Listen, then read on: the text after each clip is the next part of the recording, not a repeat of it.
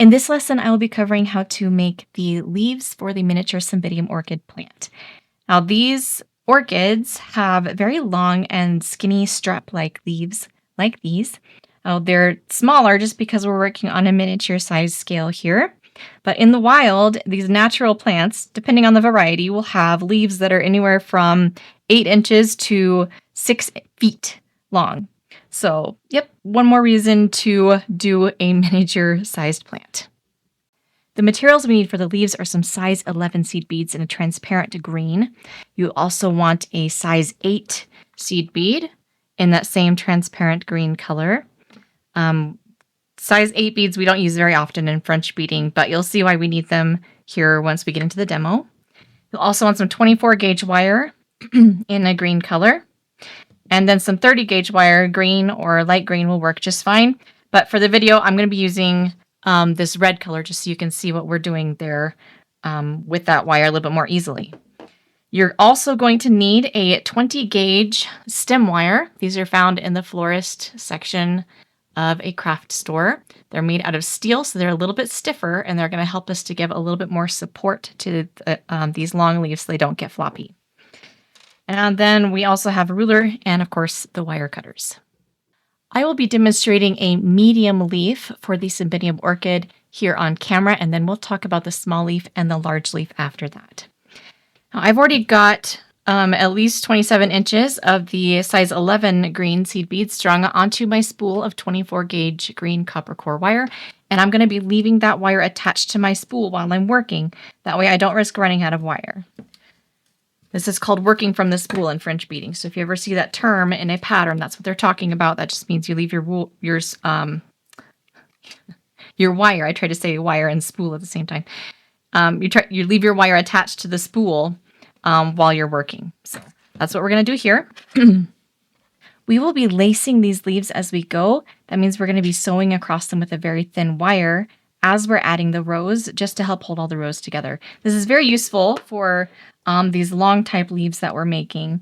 Just helps keep your rows nice and tidy if you lace them while you're adding them onto your leaf instead of afterwards. And I like to go ahead and cut those wires right at the start so that I'm not having to stop and put my work down. So we're going to need, for the medium and the large leaves, you need 5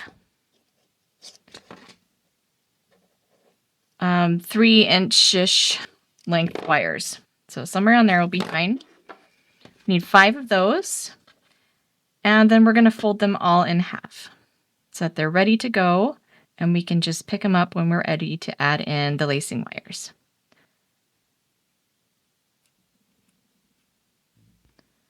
Okay, so my lacing wires are prepped, and I'm going to set those off to the side for now. We are going to string the beads for the basic row onto the 20 gauge stem wire. This thicker wire is going to help support our leaves so they don't just fall over. That's very useful for long blade leaves. But it's also why we needed the size 8 seed beads, is because a size 11 bead won't fit on here. So you should be able to kind of curve your 20 gauge stem wire into a little curve to be able to use it in your bead spinner. You can also just put the beads down on a mat and pick them up one by one, but you need to string 6 inches of these size 8 beads on there. Now, you should be able to do it with the bead spinner. It will go a little bit more slowly than normal, but it should still work if you're using a bead spinner. If not, then you just pick them up by hand. And you'll also want to put a little loop in the end there just so that the beads don't fall off while you're stringing the other 6 inches. So I've got 6 inches of those size 8 seed beads strung onto my 20 gauge stem wire. Now what we're going to do is attach, let me straighten this back out here. 20 gauge wire should be a little more pliable. I can do that with my hands, but you may need to use pliers if you're having any difficulty shaping that wire. All right, so I'm going to make the end that already has the little loop in it my top wire. So I'm going to make that my top. And then we're going to take the 24 gauge wire. Let me get this undone. And I've already got my beads strung onto my 24 gauge wire here, about 27 inches that I've got on my spool. And we're going to attach this wire just by winding it a couple times right below the beads. So I'm going to go this way. Okay. And now I've got my wire attached there, and I can use this 24 gauge wire to wrap rows on my leaf. We are going to be wrapping 5 rows in the basic ring technique with a pointed top and pointed bottom. I'm going to bring down a bunch of beads off of my spool, and I'm going to take a second here. You see how my working wire is kind of wiggly and not very straight? Take a second to straighten that out. That really helps. I do that all the time in French beading, but it especially helps with these long leaves that we're doing for the Cymbidium orchid.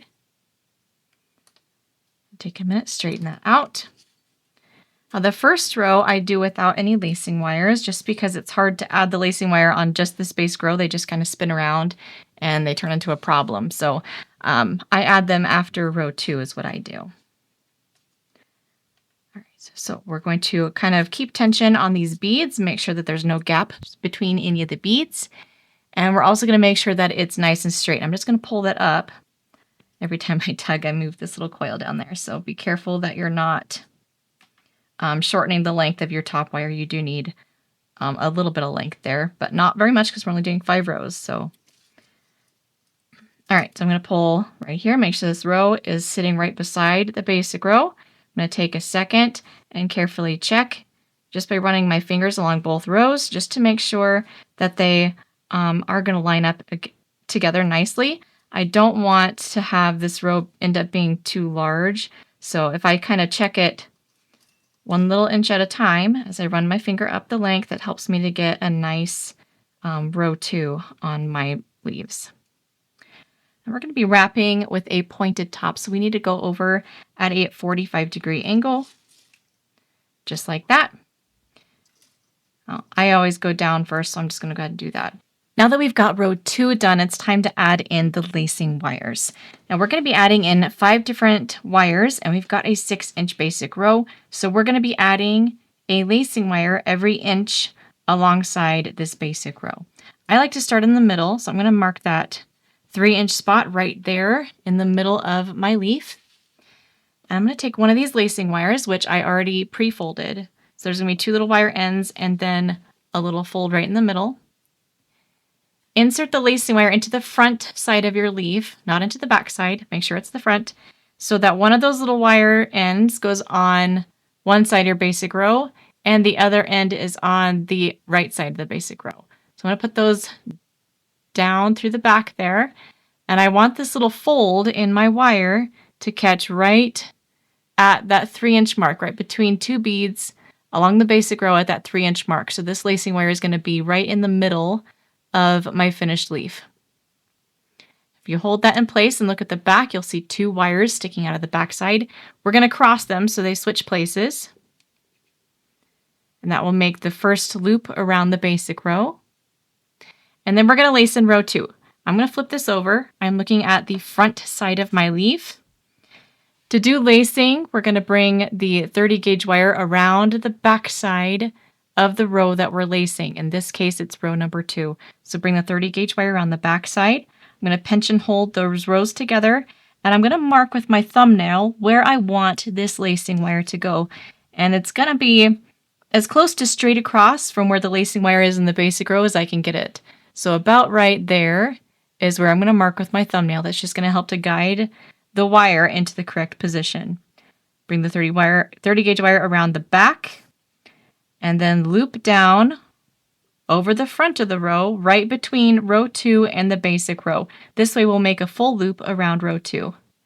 And then pull the wire again to the back side, and make sure that little wire loop goes all the way down between 2 beads right there at that place where you marked. If you've done it correctly, you should have lacing wire that shows just on the back side. There will be a little tiny bit of wire that crosses over the back right between those 2 rows. And on the front side, mine is going to show a little bit more just because I have a mismatching wire, but there's not going to be that little wire showing on the front side of the leaf right between those rows. Now we're going to do that with the other 4 wires, and again, it's every inch or so. You can use your ruler to measure if you want. or you can just eyeball it. Either way is just fine, but either way, you just want to kind of space them evenly throughout your row. So again, I'm going to insert the wire, cross them over the back, and then we're going to lace row 2. I might have done that one a little bit high there. Oh, it should be fine. Okay, then we're going to do another wire right above that one, and it should be about halfway between this lacing wire and the top wire, or the top of the basic row. So somewhere around there-ish, and it's okay if it's a bead or 2 off. It's not that big of a deal. So I usually just eyeball it, the placement of these, lace in row 2, and then we're going to do the same thing on the bottom half of the leaf with the last 2 lacing wires. So about 1 inch down, so that would be about right there if you want to use your ruler, about 1 inch down from the middle lacing wire right there. Insert the wire, cross them over the back, and lace row 2.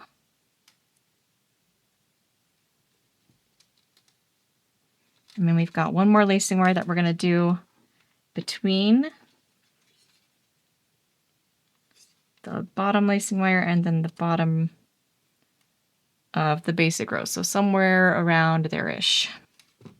Cross and lace row 2. All right.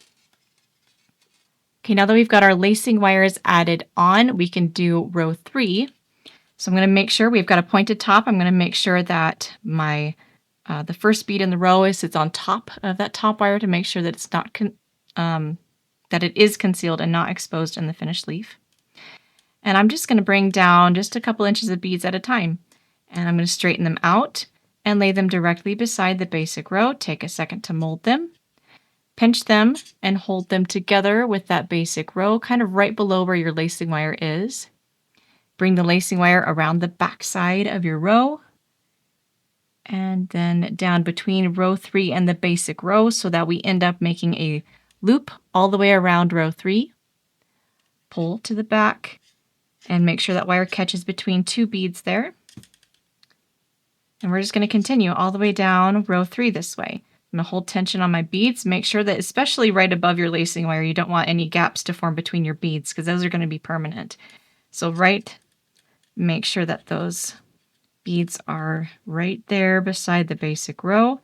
Pinch and hold right below the lacing wire around the back. And I usually straighten it out right before I use it just to make it a little bit easier to work with. Loop it around row 3 to the back side again.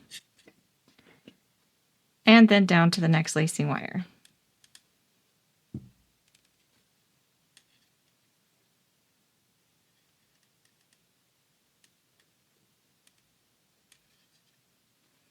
Lacing as you go like this instead of afterwards just helps keep rows nice and tidy, especially on components that are really long or really wide.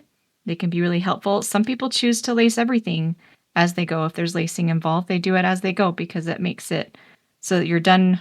It feels like you're done sooner. So when you're done with that petal, you're actually done with that petal instead of having to go back and lace it again later. Oh, I just double wrapped that one. I forgot what I was doing. I was talking. Okay. All right, now we finished row 3. We're going to wrap at the bottom wire. We're doing a pointed bottom, so we need a 45-degree angle wrap. Make sure that you have measured your beads properly. So that last bead, because this 20 gauge wire is a little bit thicker than the 24 gauge wire, you're going to be more likely to have a bead that's kind of sitting exactly on top of that 20 gauge wire, which is exactly what you want there. That's going to complete your row without any gaps and exposed bits of wire there. So 45-degree angle wrap. And now we're going to do row 4, which is the last row of beads on this side of the leaf. So we're going to be double wrapping the lacing wires. Straighten out my beads. Lay them directly beside the previous row. Pinch and hold right there below where the lacing wire is going to go. Make sure I don't have any gaps in my beads right here above the lacing wire. Lacing wire behind. Loop around once. And we're going to loop around twice. That way when we clip off our lacing wires, they'll be less likely they're going to come undone. So double wrap right there on the edge is just going to secure the end of that lacing wire. And again, move up to the next lacing wire and double wrap.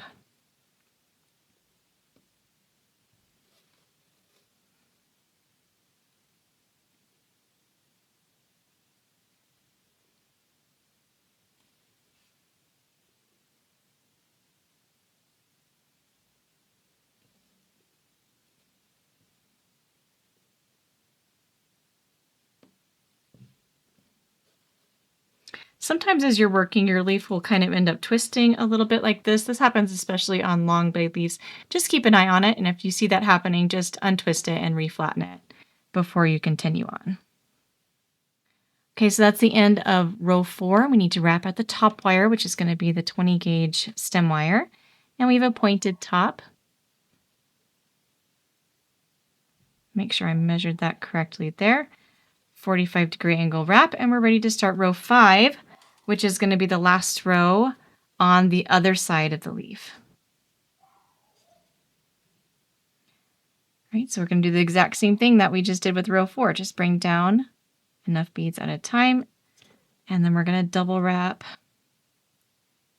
that lacing wire all the way down to the bottom wire again.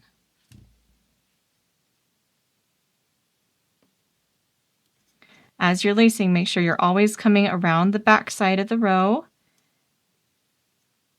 And that's if you're looking at the front side of the leaf. If you need to, if it helps you with the lacing to flip it over and look at the back, then you can do that. Just know that your wire always needs to go around the back, but if you're looking at the front, you're going to be going over. If you're looking at the back, it's going to look like you're going over the front of the wire.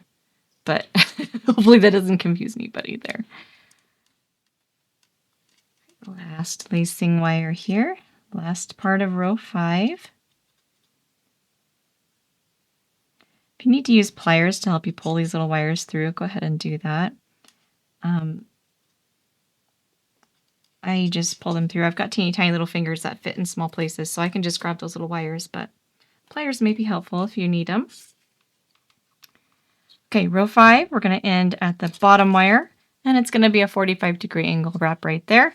And then I'm going to double wrap my wire, so I end up with a little coil there where the working wire is tied off. And we do not need this working wire anymore, so we're just going to cut it off right there, right where that coil is. And if you've still got beads on your spool, just go ahead and put a little loop in there so those beads don't fall off. I'm going to cut the end of this little wire on there just because there's a little loop there. Cut that off.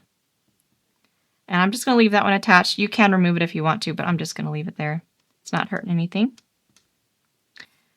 Now we're going to remove the lacing wires.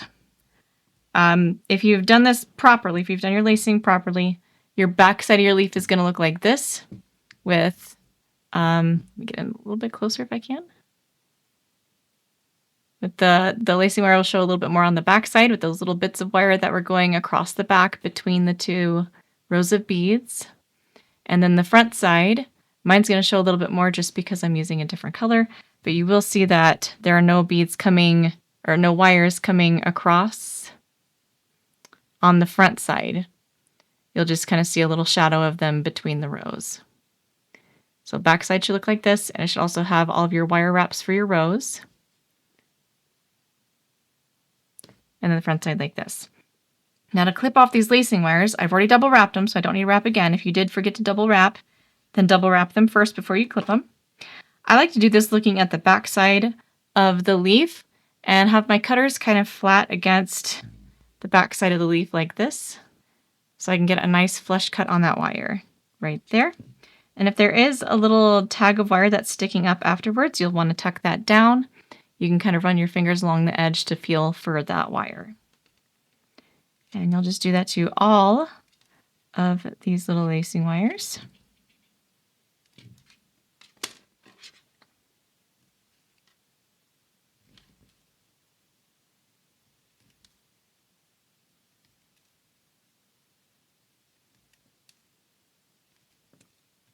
Okay. Tuck these down. You can use pliers for this if you need to.